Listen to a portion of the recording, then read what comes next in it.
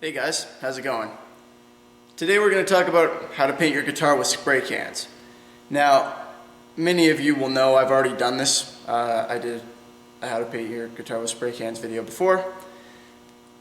I was looking back at it the other day while going to answer somebody's question, and I realized, honestly, I didn't do a very good job. So, I'm going to do it again, and I'm going to do it properly this time.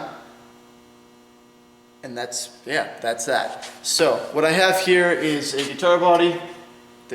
Somebody's already kind of screwed around and put some paint on it. I sanded it.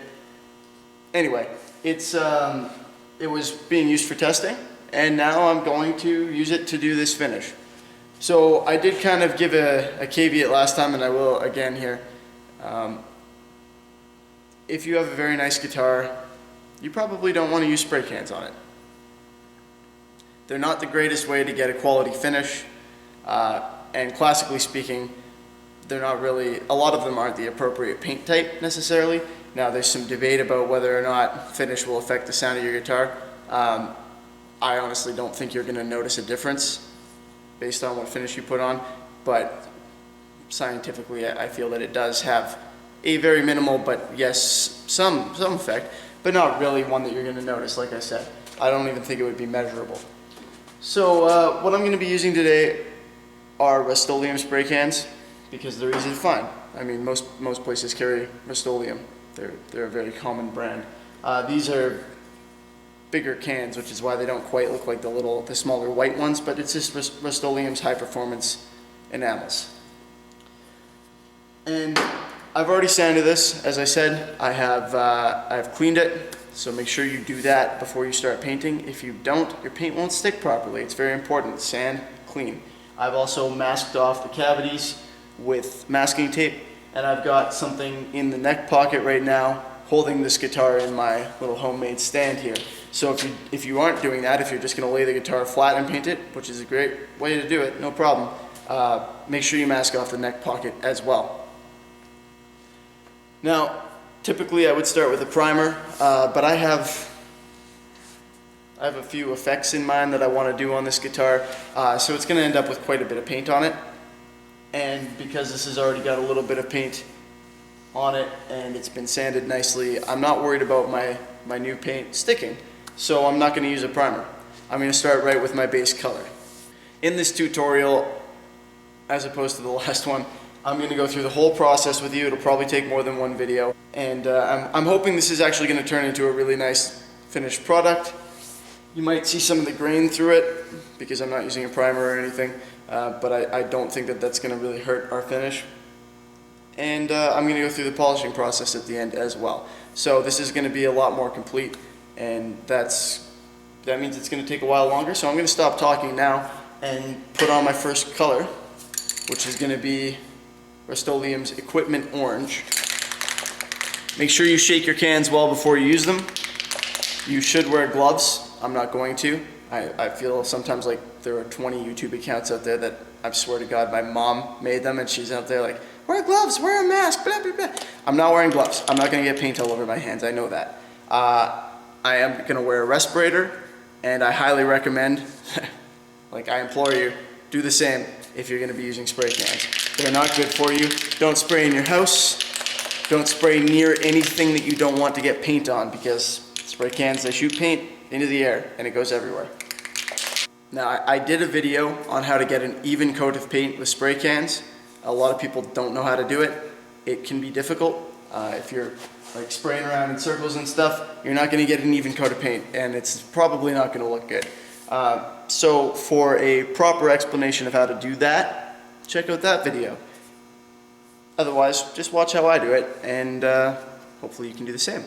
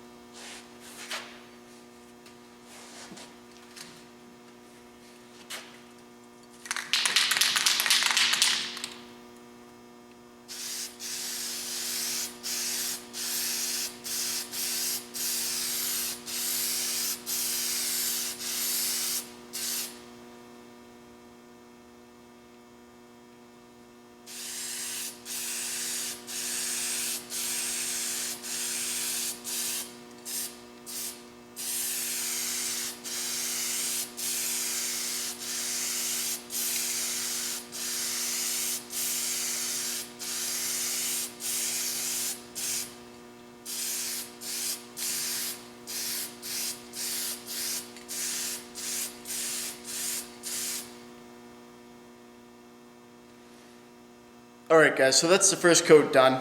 Hopefully you got a good look at how I was doing that. I'm going to try and keep from fast forwarding too much so that you guys can actually see how I do these things properly. You can still see the grain pattern in the wood.